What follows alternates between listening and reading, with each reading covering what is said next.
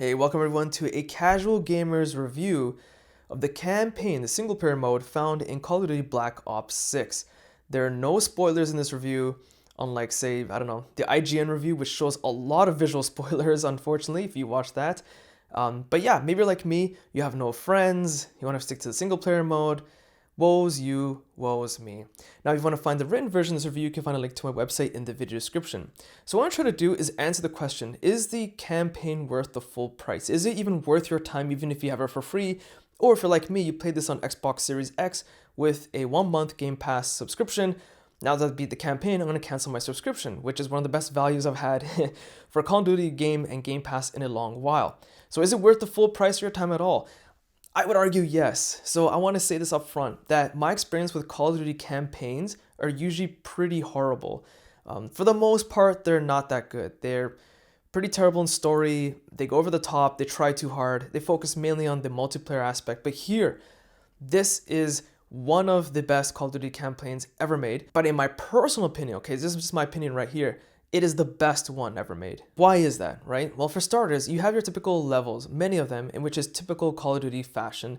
Open, war zone type of levels where there's a lot of RPGs being shot around, grenades being tossed, a lot of gunfire, a lot of swarms of enemies. It's what you expect in a Call of Duty game. There's nothing wrong with that. But then what they've actually done here, in my opinion, is I would assume that the developers experimented heavily and it paid off well. Because in one particular level, something very different happened here is where you're allowed to get in a vehicle with your squad and go around this open, large map, drive around and find your 3 key objectives, which is to blow some SAM sites. But you don't have to do that in any particular order. You don't have to do that right away. You can find some additional, points of interest on the map, investigate what they are and take out some enemies, pick up some supply crates. You're left to do whatever you want in this particular level, which I thought was a great change and great way to approach how you approach your 3 objectives. Another change is that they have like a couple of horror levels. I'm not going to get into any details because again, I don't want to have any spoilers. I'm not a fan of horror games. They're just not my thing.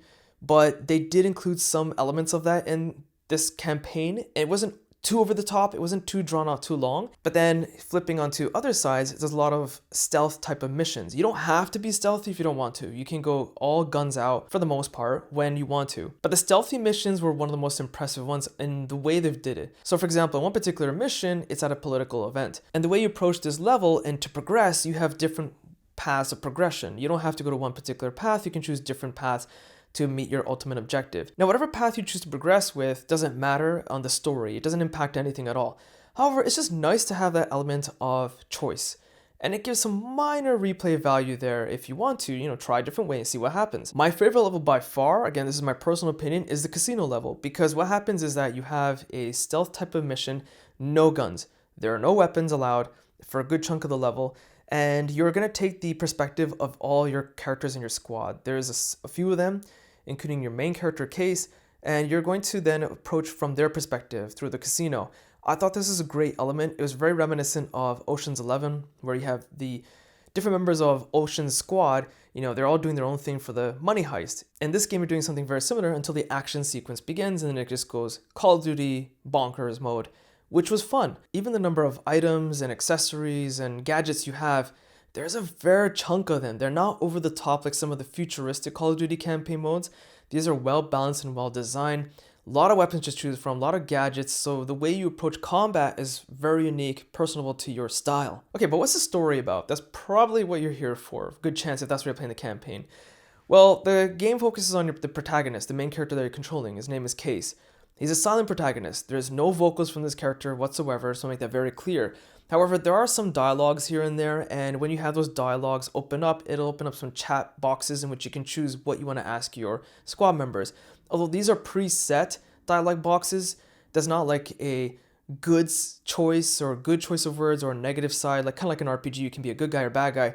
There's no approach like that. Whatever you have is what you get. Not a big deal. It would have been nice to have some voiceover acting at least available, but you know what? They're trying with this campaign, and I gotta give them good props for that at the very least. So again, Case and his squad, they're on a mission. They're blacklisted from all government services. They're actually now fugitives on the run, are trying to prevent kind of a potential war from breaking out.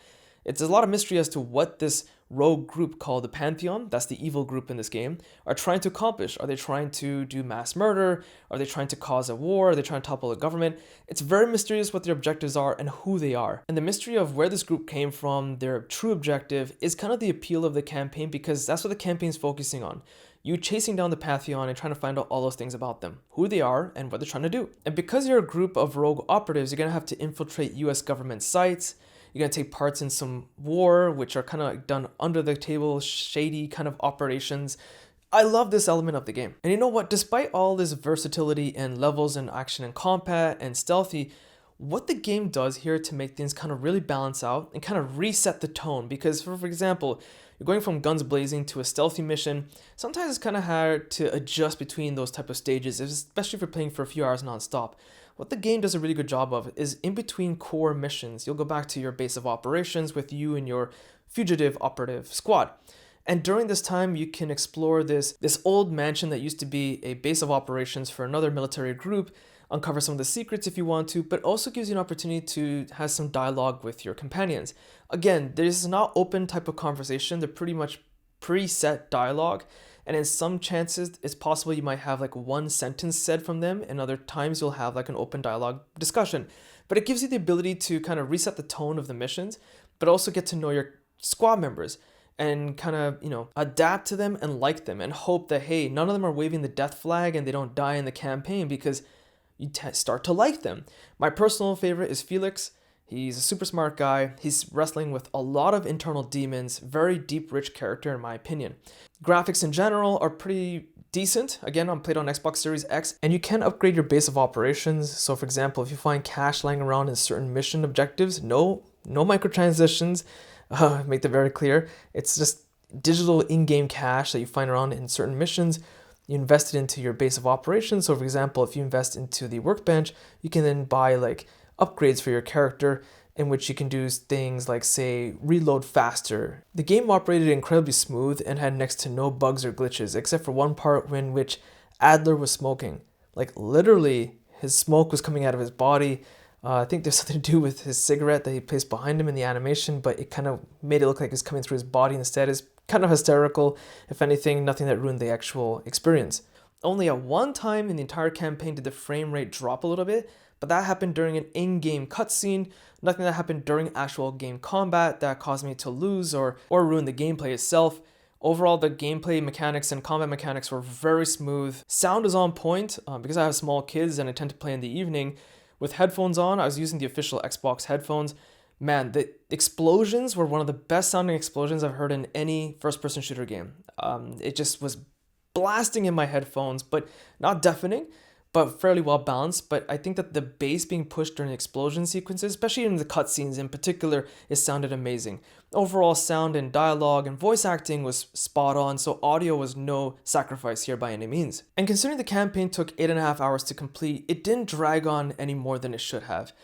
It felt like the perfect amount, because even at the last few stages of the game, there's a lot of climax type of action sequences and cutscenes happening.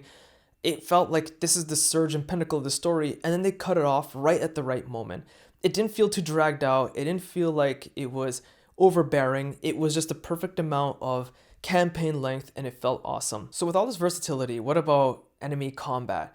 Well, I thought the AI was pretty decent of the enemy AI.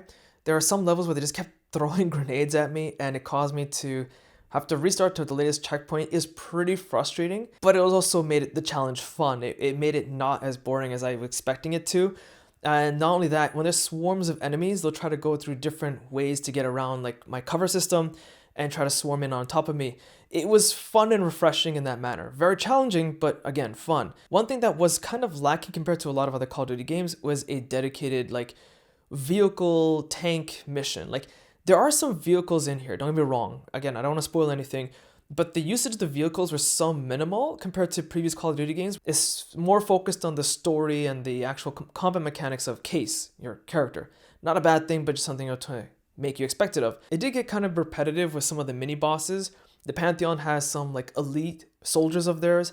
One was with a shield and a grenade launcher, very annoying to take out and tough. We'd find them pretty often. Then there was another one with a shotgun. Then there's another elite guard with throw gas at you. I wish that they kind of dispersed how they appear. Instead, you end up facing them repeatedly throughout some of the second half of the game. It would have been better if they kind of introduced them in batches and you see that there's a new type of enemy you have to face and try to figure out how to get around them. Not a big deal, but just something I wanted to mention. And again, if you're playing through Game Pass, man, the value is incredible because I beat it. Now I'm going to cancel my subscription after the first month. But should you pay full price for this? If you are a first-person shooter fan and you like a versatility of heavy combat, a little bit of horror, a little bit of stealthy approaches, this game kind of covers all of that, and I think it's really worth checking out. I wouldn't really say that about Call of Duty campaigns, but this is the rare exception. Really well done by the developers, and I hope they keep this trend going. And that's pretty much it. Hope you found this video useful. Be sure to check my social links and website link in the video description. Hit the like button, it does help. Subscribe, and thanks for watching.